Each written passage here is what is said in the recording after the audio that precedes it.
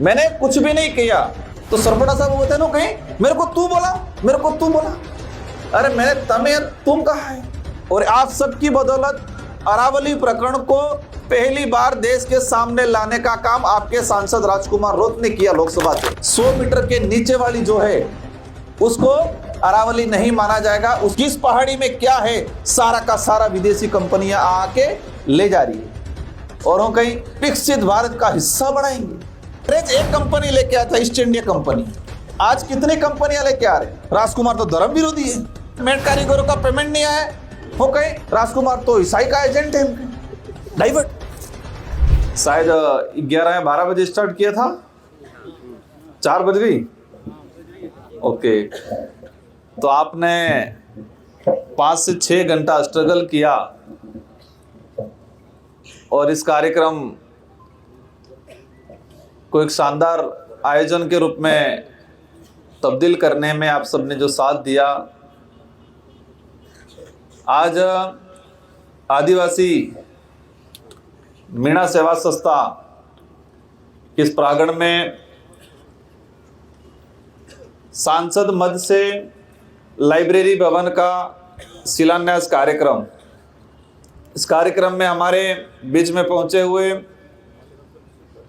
बागीदोरा से विधायक जी और इस संस्था के पूर्व अध्यक्ष, वर्तमान अध्यक्ष और संस्था के समस्त सदस्यगण, विशेषकर हमारे इस घाटोल क्षेत्र के सेवानिवृत्त अधिकारी कर्मचारीगण, स्थानीय विधायक प्रत्याशी रहे भाई अशोक जी निनामा, यहाँ के जिला अध्यक्ष, ब्लॉक अध्यक्ष और इस पंडाल में विराजमान सारे युवा साथी, बड़े बुजुर्ग, हमारी माताएं बहनें, पत्रकार बंधु, पुलिस प्रशासन, आप सभी को तहे दिल से धन्यवाद। आपने एक शानदार आयोजन कराया और दिल से स्वागत किया, उसके लिए मैं पुनः आप सभी को धन्यवाद देना चाहूँगा।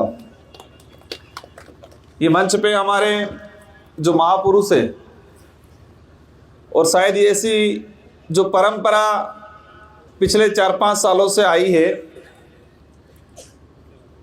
और इस विचारधारा की बदौलत आई है कि हमारे समाज के और इस देश के महापुरुष जिन्होंने इस देश को आज़ाद कराने के लिए संघर्ष किया और संविधान निर्माण में, जैसे कि बाबा साहब अम्बेडकर हैं, जयपाल सिंह मुंडा हैं, ऐसे महापुरुषों की हम प्रतिमा लगा रहे हैं। आप सबने देखा होगा कि आज से 5 साल पहले बिरसा मुंडा हो, राणा पूजा बिल तो अपने यहाँ के थे इसलिए ध्यान था, लेकिन सावित्रीबाई फुले हो, टाटिया मामा हो, इनके बारे में हमारे समाज के लोगों को नहीं पता था कि ये कौन है, क्या है। इन लोगों का देश के संविधान में, देश को आजाद कराने में क्या योगदान रहा। तो इस विचारधारा आने के बाद एक नया परिवर्तन आया कि नेताओं से पहले हमारे देश के फ्रीडम फाइटरों को माल्यार्पण और उनको सम्मान देने का एक जो नया प्रचलन आया, वो आप सबकी बदौलत, इस विचारधारा की बदौलत ये प्रचलन आया। ये जरूरी भी था ताकि हमारे अंदर एक कॉन्फिडेंस आए, हमें भी पता चले कि हमारे पूर्वजों ने क्या किया है, क्या नहीं किया है। मैं मेरी बात शुरू करने से पहले पूर्व वक्ताओं ने जो बात कही और विशेषकर इस आदिवासी मीणा सेवा संस्था के विकास की बात हुई। इसका 1975 के आसपास से हमारे यहाँ जो वरिष्ठ जन बैठे उन्होंने प्रयास किया और ये वरिष्ठ जन 1975 के आसपास 25 से 30 साल की बीच की एज के होंगे। और आपने युवा अवस्था में उस समय आपने प्रयास किया और ये 22-25 बीघा के आसपास आपने जमीन अलग अलग फेज में आपने अलॉटमेंट कराई। संस्था का रजिस्ट्रेशन किया 1990 के आसपास। आपने महाविद्यालय खोला, इसका संचालन किया। सभी जनप्रतिनिधियों से मिलकर आपने छोटा मोटा सहयोग लेके बाउंड्री हो या भवन हो ये निर्माण भी किया आपने। तो मैं आपके इस संघर्ष और इस कार्य को मैं सराहना करते हुए आपको धन्यवाद देता हूं कि आपके प्रयासों से आज ये समाज, इस क्षेत्र की जनता इस पंडाल में बैठी। तो एक बार इस संस्था को 1975 से लेके आज तक संघर्ष करके इस स्तर तक लाने के लिए जो प्रयास किया है उनके लिए जोरदार तालियां बजा दी जाए। अब मेरी जिम्मेदारी थी, आपने मुझे वोट दिया और मुझे सांसद बनाया और घाटोल की जनता ने एक तरफा एक शानदार बहुमत दिया। 99% बूथ प्लस रहे और उसके लिए मैं आप सबको तहे दिल से धन्यवाद देता हूं, आपका ऋणी हूं। ये लोकसभा चुनाव एक अलग तरीका का चुनाव हुआ इस बार। इससे पहले इस तरह का चुनाव नहीं हुआ था। हमारा पहले फिक्स था, कभी इधर 2 रास्ते फिक्स थे। लेकिन मुझे जहां तक लगता है कि हम मापजी महाराज, गोविंद गुरु महाराज, मामा बालेश्वर, इन संतों, इन भक्तों की हम बात करते हैं, इन गुरुओं की बात करते हैं कि मापजी महाराज वो भविष्यवाणी कर गए हैं। मामा बालेश्वर जी ने वो उपदेश दिए हैं, गोविंद गुरु महाराज ने जो भविष्यवाणी की है, और उसी का परिणाम ये है। और मुझे जहां तक लगता है कि उनकी भविष्यवाणी का ही परिणाम रहा कि लोकसभा चुनाव में मैं एज ए विधायक था और इस उम्र में मुझे 84 की जनता ने 2 बार विधायक बना दिया। सेकंड बार में विधायक बना 70,000 की लीड से बना था और पूरे राजस्थान में हाईएस्ट लीड 84 की जनता ने दिला के मुझे बनाया था। मेरे लिए ये खुशी की बात थी कि 30 साल की उम्र में 2 बार विधायक बनने का अवसर मिल गया और एक जिम्मेदारी भरा एहसास भी होता था कि 18 में मुझे 14,000 वोटों से लोगों ने जिताया और 23 में मुझे 70,000 वोटों से जिताया। तो एक जिम्मेदारी भरा एहसास हो रहा था, अंदर डर भी सता रहा था कि मैं कैसे निभाऊंगा, इस बार कितना अच्छा और काम करूं, जितना लोगों ने मुझे विश्वास जताया है उस अनुरूप मैं मेहनत करूं। लेकिन राजनीतिक दुर्घटना हो गई। सड़क दुर्घटना सुनी होगी आपने, हवाई दुर्घटना सुनी होगी। सड़क दुर्घटना होती है, हवाई दुर्घटना होती है, लेकिन एक राजनीतिक दुर्घटना हो गई। और राजनीतिक दुर्घटना में वो कहते हैं कि कहां से कौन कहां चला गया पता नहीं चला, उसको राजनीतिक दुर्घटना कहते हैं, एक्सीडेंट। और उस एक्सीडेंट की वजह से आपने लगा कि नया वर्जन लाना पड़ेगा और नए वर्जन के रूप में आप सबने कहा कि राजकुमार जी को खड़ा करो वापस।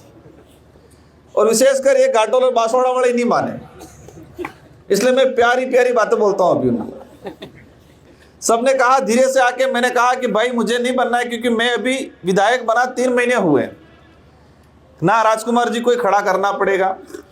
आपने जिस विश्वास के साथ मुझे चुना, मतलब सिलेक्शन किया, और इसी विश्वास के साथ आपने रात दिन मेहनत करके एक तरफा बहुमत देके जिताया, उसके लिए मैं आप सबका आभारी हूं। मेरा प्रयास रहेगा, मैं ये तो नहीं कहूंगा कि मैं सबका सब कुछ कर दूंगा, घाटोल के सारे काम आएंगे सारे कर दूंगा, ये मैं नहीं कहूंगा।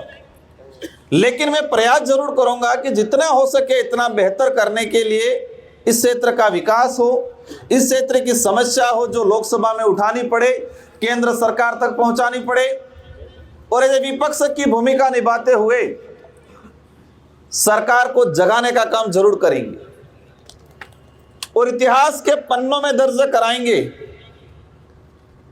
कि 2024 का लोकसभा चुनाव जो हुआ था, 1952 से लेके 2024 तक हमारे पूर्व भी कई सांसद महोदय गए, मैं सभी का मान सम्मान करता हूं, लेकिन जिस आशा और उम्मीद से आपने मुझे चुना, इस आशा और उम्मीद से शायद किसी और को नहीं चुना होगा, क्योंकि अपन को पहले लगता था हाँ वोट आप जो वोट आलवो से, लेकिन जिस उत्साह के साथ, जिस जुनून के साथ इस बार आपने जो मतदान किया, तो मैं इतिहास के पन्नों में जरूर दर्ज कराऊंगा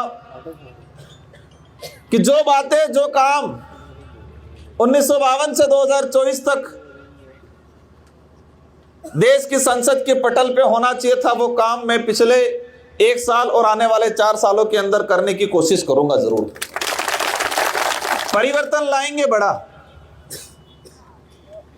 हो सकता है इसमें कुछ नाराज भी हो जाए, और मुझे पता है, आप भी जानते हो, अगर कोई सही रास्ते पे चलता है तो उसको रोकने का काम बहुत लोग करते हैं, भटकाने का काम बहुत लोग करते हैं, उकसाने का भी बहुत लोग करते हैं। मैं इन चीजों को यहां दोहराना नहीं चाहूंगा। हमारे विधायक जी बता रहे थे, हमारे गुरुजी आए थे, डिंडोर साहब कह रहे थे शिक्षा को लेके बोला। अभी हाल ही आपने एक घटना भी देखी होगी, इस देश की राजनीतिक में नया ट्रेंड आ गया है। पहले राजनीतिक में एक वैचारिक मतभेद हुआ करता था और नपी तुली बात कहते थे। अभी राजनीतिक ट्रेंड ये आ गया है कि जोर से बोलो, झूठ बोलो और बार बार बोलो। और ये ट्रेंड कौन लाया है, कैसे चल रहा है, आपने देख रहे होगा, आप देख रहे होंगे, क्योंकि हर मनक बेरोटा खाए, तो बेरोटा खाए એટલે हमस भी राखे। मैं समझता हूं कि उकसावे में कौन आता है, युवा आता है। उकसाने का काम कौन करता है, या उतावलापन कौन करता है, युवा करता है। जोश में कौन आता है, युवा आता है। लेकिन पता नहीं मेरे अंदर युवापन चला गया था क्या मालूम, लेकिन मुझे ना जोश आया, ना मैं किसी के उकसावे में आया, ना मैंने कोई जल्दीबाजी की। मैंने मुसीबतों से भागने की जरूर कोशिश की, मैंने मुसीबतों से भागने की जरूर कोशिश की, क्योंकि मुझे पता था कि वो मेरे से लपटेंगे, और उनकी चेन ऐसी बनी हुई है, उनके लोगों को ट्रेनिंग ऐसी दी है कि जोर से बोलो, झूठ बोलो, बार बार बोलो। और हमारा बाप दादा कहेंगा चलो तो डोहो तो पण आत सुरो तो मोड़े मोड़े करता छाल तो पण एम तो नहीं करूं पड़तो। तो मैंने कोशिश किया, और ये ताकत ये आप लोगों की वजह से आई है। मेरे अंदर जो ताकत आई है, मेरे अंदर जो क्षमता आई है, मेरे अंदर जो समझ आई है, वो आप लोगों की मेहरबानी, क्योंकि मैं आपका, मेरे एक केंद्र बिंदु बना हुआ हूं मैं। आप सभी की आशा उम्मीद, आप सभी के सवाल जवाब मेरी तरफ रहते हैं, तो मैं अपने आप को आप सबकी तरफ से खड़ा हुआ महसूस करता हूं। मैं अपने आप को आप सबकी तरफ से खड़ा हुआ महसूस करता हूं। मैंने कुछ भी नहीं किया, मैंने कुछ भी नहीं किया। मोवे केरी जो रावत साहब तमे एम होकरा करो, तो रावत साहब हो कहीं तुमने तू बोला, मेरे को तू बोला। मैं कह कि सरपटा साहब तमे हो करवा बगड़वा जो, तो सरपटा साहब बोलते नो कहीं मेरे को तू बोला, मेरे को तू बोला। अरे मैंने तमे तुम कहा है, मैंने तू कहा ही नहीं। तो इन चीजों को चर्चा करके अपना समय व्यर्थ में जाने का काम नहीं करें, लेकिन ये चर्चा निकल गई थी। तो मेरा आप सभी से अनुरोध है कि इस बात को कहने का अर्थ ये था, तात्पर्य ये था कि आप सभी के अंदर भी वो चीज होनी चाहिए। सारे पार्टी के पदाधिकारी हो, कार्यकर्ता हो, सामाजिक लोग हो, हम सब के अंदर वो चीज हमको लानी है, क्योंकि हमको लंबा चलना है, धैर्यता रखनी है, किसी से बेवजह उलझना नहीं है। हमें किसी का कोई सवाल जवाब है, किसी का आरोप है, तो हमें मर्यादित भाषा में हमें उसके रिप्लाई जरूर करना है, लेकिन कहीं किसी से उलझना नहीं है। यह आज सभी प्राण ले, क्योंकि ऐसी मुसीबतें और आएगी, मेरे सामने आई, आपके सामने भी आएगी, आपको भी उकसाएंगे, हर तरफ से हरकतें करेंगे और इल्जाम आप पे डाला जाएगा। देश का ट्रेंड बन गया है कि ओरिजिनल मुद्दों को दबाना है तो बेवजह चटपटा मुद्दा ले आओ ताकि ओरिजिनल मुद्दे दब जाए। यह भारत देश की राजनीतिक में भी ट्रेंड बन गया है कि वास्तविक मुद्दों को अगर दबाना है तो चटपटा कोई मुद्दा ले आओ ताकि वास्तविक मुद्दे दब जाए। आज चर्चा क्या हो रही है कि दिशा की बैठक में वड़गना लड़ना। चर्चा यह होनी चाहिए थी कि दिशा की बैठक में किन किन मुद्दों पे चर्चा हुई। अभी मेरे पास आए सूर्य फाउंडेशन वाले भाई जिनको ठगा गया, मेरे पास आए अभी दिया कि रोजगार गारंटी के तहत काम नहीं मिल रहा है। मुद्दा वो था। हमने एक चीज कही थी कि सरकार 100 से 125 दिन कर रही है, लेकिन सरकार ये बता दे कि इस एक साल के अंदर 100 दिन कितने लोगों को दिया। हम कह रहे हैं या सरकार कह रही है कि 100 दिन से 125 दिन कर दिया। तो मैंने पूछा कि इस एक साल में आपकी सरकार थी तो 100 दिन कितने लोगों को दिया। 3 लाख जॉब कार्ड डूंगरपुर में और 100 दिन पूरा करना था जाए 2800 जन, 1%, 1.5% लोगों के, वो भी किसके, जिसका कैटल सेट था और पीएम आवास था तो हुए। तो ये देश की सच्चाई को समझने की जरूरत है। आज हम कह रहे हैं, अशोक भाई कह रहे थे कि बोला टायर में पेंसर काढ़ी की एम होनो काढ़ेंगे, એટલે खबर नहीं पड़े। अरावली को लेकर चर्चा चली। हमारे देश की जनता को कितना आसान भाषा में साफ झूठ बोल के बेवकूफ बनाने का काम करते। अरावली का प्रकरण 20 नवंबर 2025 को सुप्रीम कोर्ट ने सुनवाई की सरकार की सिफारिश पे, और सरकार ने जो सिफारिश बना के, मतलब जो एक नियमावली बना के दी, अरावली की परिभाषा क्या है उसको मान लिया और फैसला दिया।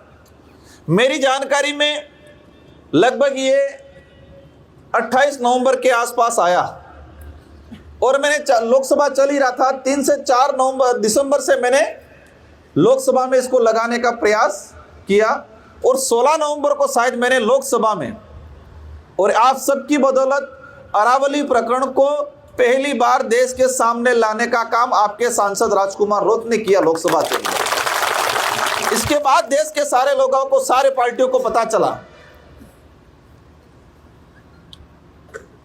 माहौल चला। कुछ दिन बाद सरकार के कुछ लोग क्या कहते हैं कि सरकार ने आदेश कर दिया है कि अरावली में किसी भी प्रकार की नई लीज जारी नहीं करेंगे, रोक लगा दी पूर्ण रूप से। सारे मीडिया के चैनलों ने जोर जोर से चलाया, क्या कहा कि अरावली पे सरकार ने बड़ा फैसला लिया, अरावली को लेके सरकार ने बड़ा फैसला लिया और अरावली में किसी प्रकार की लीज नहीं होगी। तो आंदोलन करने वाले भी कहे हाँ अपने जीती गया। अब मेरे यहां बुद्धिजीवी वर्ग बैठा है, सुप्रीम कोर्ट ने कोई फैसला दिया है, क्या सुप्रीम कोर्ट के फैसले को सरकार अपील में जाए बिना कोई आदेश, उसको निरस्त करने का आदेश दे सकती है? सुप्रीम कोर्ट ने कोई फैसला दिया और उस फैसले की विरोध में अपील में गई नहीं सरकार, लेकिन सरकार क्या कह रही है कि सुप्रीम कोर्ट के जो फैसला था उस पर रोक लगाते हुए सरकार ने आदेश दे दिया कि कोई नई लीज जारी नहीं होगी। अब कितना साफ झूठ है। उसी सुप्रीम कोर्ट के जजमेंट में, बिंदु संख्या में भूल रहा हूं, उसमें सुप्रीम कोर्ट ने, क्योंकि सरकार ने कहा कि 100 मीटर से ऊपर वाली को अरावली माना जाएगा, 100 मीटर के नीचे वाली जो है उसको अरावली नहीं माना जाएगा, उस पर कभी भी खनन के लिए लीज पे दे सकते। लेकिन उसी में सुप्रीम कोर्ट ने लिखा कि लीज पे तब देने का काम करे, सबसे पहले उसकी सारी मैपिंग की जाए। क्या किया जाए? मैपिंग किया जाए, सर्वे किया जाए कि कौन सी पहाड़ी 100 मीटर के अंदर वाली किस हाइट की है, किस राजस्व में है, चारागाह में है कि फॉरेस्ट में है, उसकी मैपिंग करे। उसके अंदर कौन सा मिनरल है उसकी मैपिंग करे, इसके बाद लीज पे दे।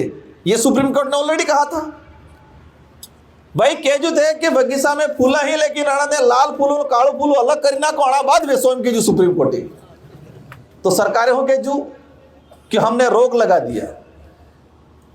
लोग खुश हो गए, पर वो छटनी तो हो रही है ना अभी कि कौन से पहाड़ में क्या मिनरल से। भाइयों, हमें लड़ना था जल जंगल जमीन और संविधान के हक अधिकार को लिए लड़ना था, लेकिन हमारे लोगों की लड़ाई अलग पकड़ा दी, दूसरे झंडे पकड़ा के दूसरी लड़ाई। आज क्या हो रहा है?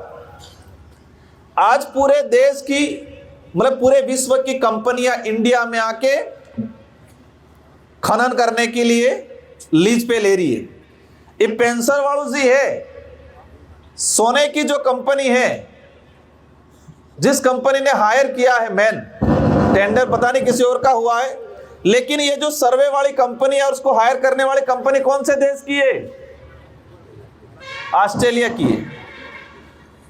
सोना निकालने की जिम्मेदारी उसको लेने का काम ऑस्ट्रेलिया की कंपनी कर रही है, और इसमें केंद्र राज्य सरकार को कुछ हिस्सा देंगे कि तुम्हारे यहां से ले जाएंगे, इसमें से इतना % आपको देंगे। अरावली पर्वत श्रृंखला में लिथियम निकला है। भी लिथियम, इस चीज को आप सबको जानने की जरूरत है।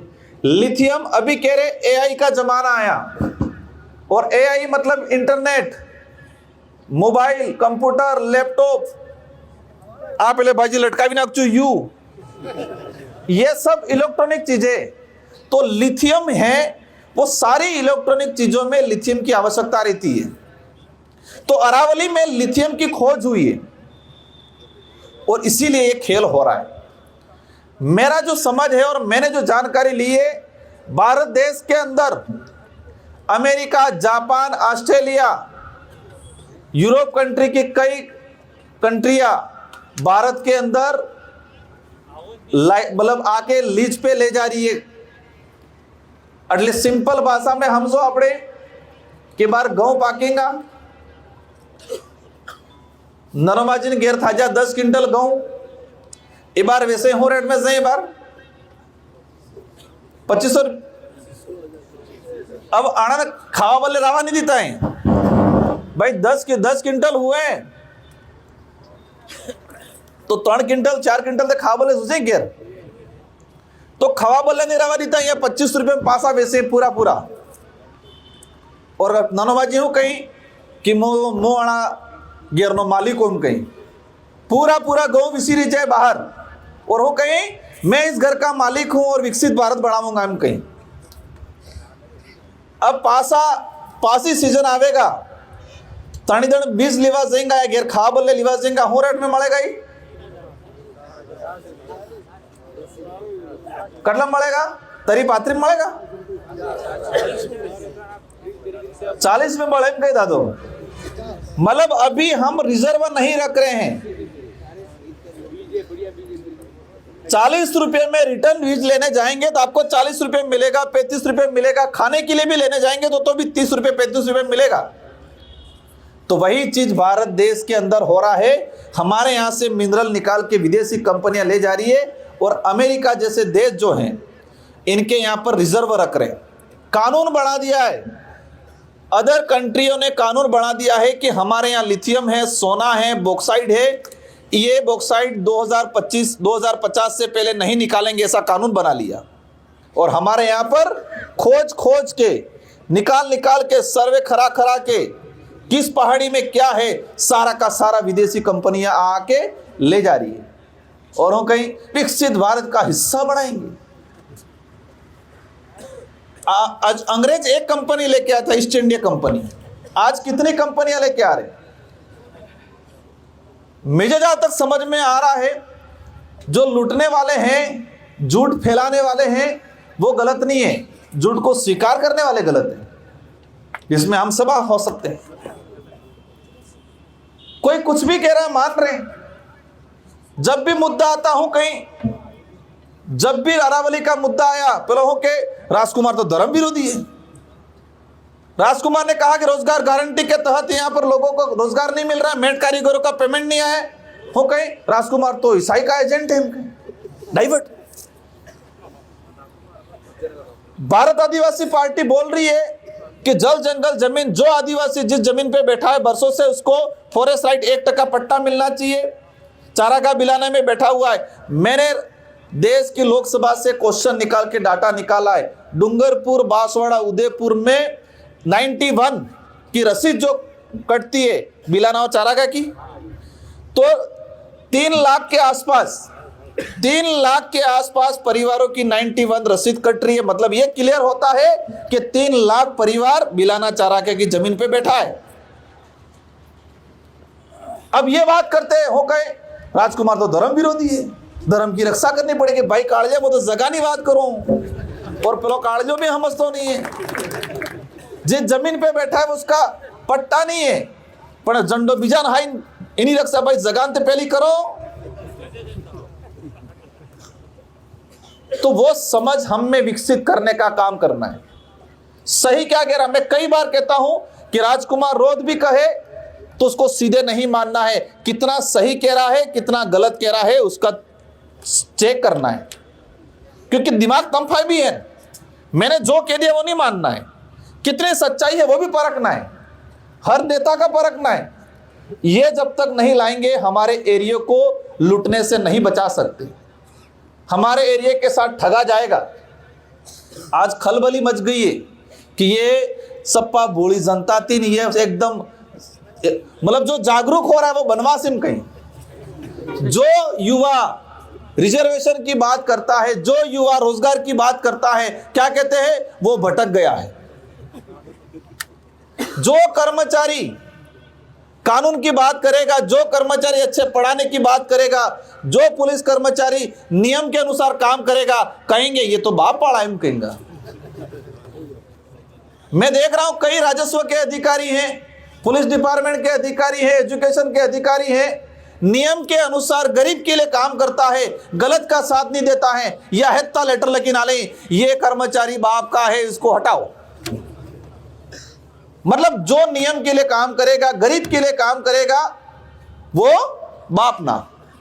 तो कुल मिला के ये हुआ कि सही बात है भाई, अच्छा आदमी हमारा, बुरा तुम्हारा।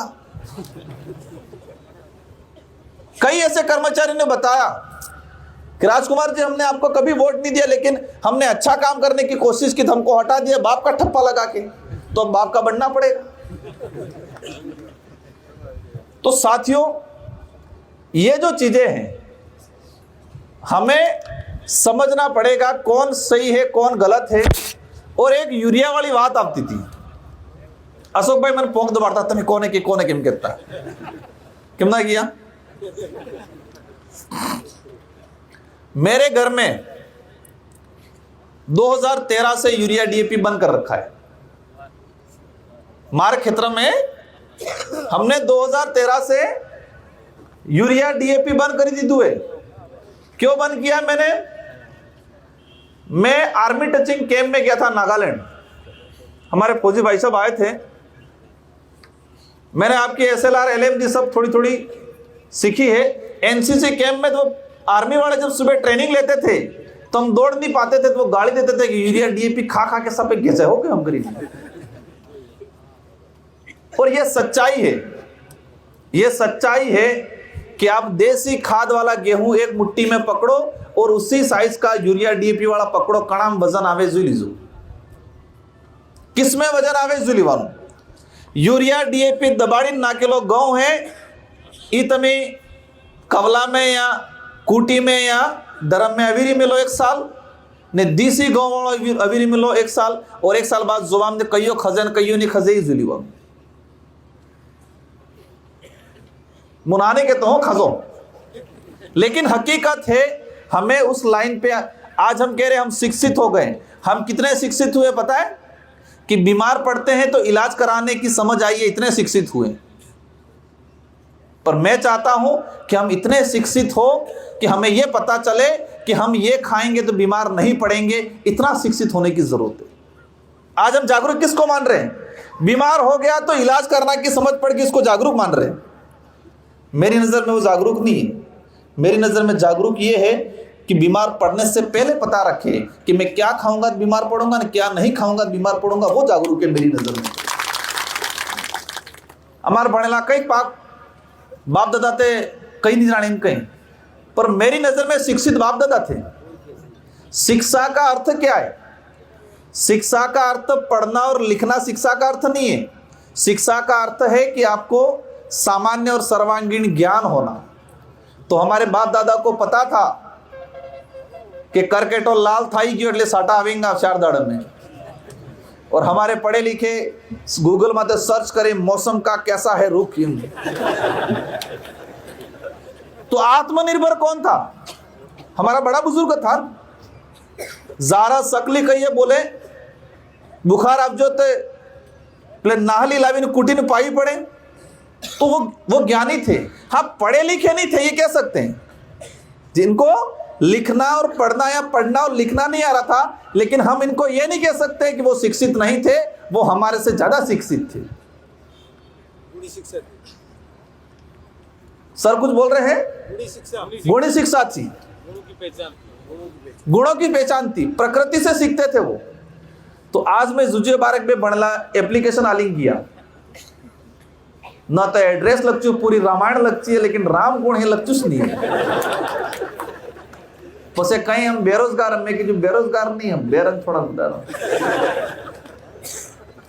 आज हमारे गुरुजी कह रहे थे कि शिक्षा वो शेरनी का दूध है, जो पिएगा वो दहाड़ेगा। अब इस दूध में ही केमिकल ने, डीएपी ने, यूरिया ज्यादा होगा तो फिर दहाड़ेगा वो? दहाड़ेगा नहीं दहाड़ेगा। तो क्वालिटी वाली एजुकेशन में एक लास्ट अंतिम बात कहना चाहूंगा। देश की आम गरीब जनता को, जिसमें सब आ गए, आदिवासी, दलित, पिछड़ा, ओबीसी, सामान्य, सब आ गए। इस देश को, आम जनता को कमजोर करने के लिए, विवेकहीन बनाने के लिए वर्तमान सरकारों ने एक पॉलिसी बनाई है। क्या पॉलिसी बनाई है? गुणवत्ता युक्त एजुकेशन नहीं देना है, यह पॉलिसी बनाई है।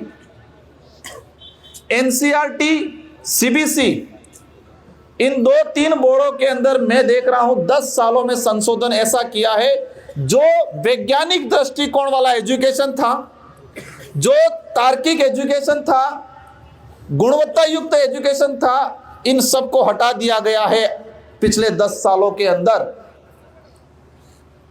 और काल्पनिक, बिना मतलब की चीजें, इंसान को तर्क युक्त, विवेकशील इंसान नहीं, विवेकहीन इंसान बनाने की एजुकेशन दी जा रही है। आज देश के जितने यूनिवर्सिटी है, यूनिवर्सिटी में वो व्याख्याता लग रहा है जो सेटिंग बाज है, क्वालिटी वाला नहीं लग रहा है।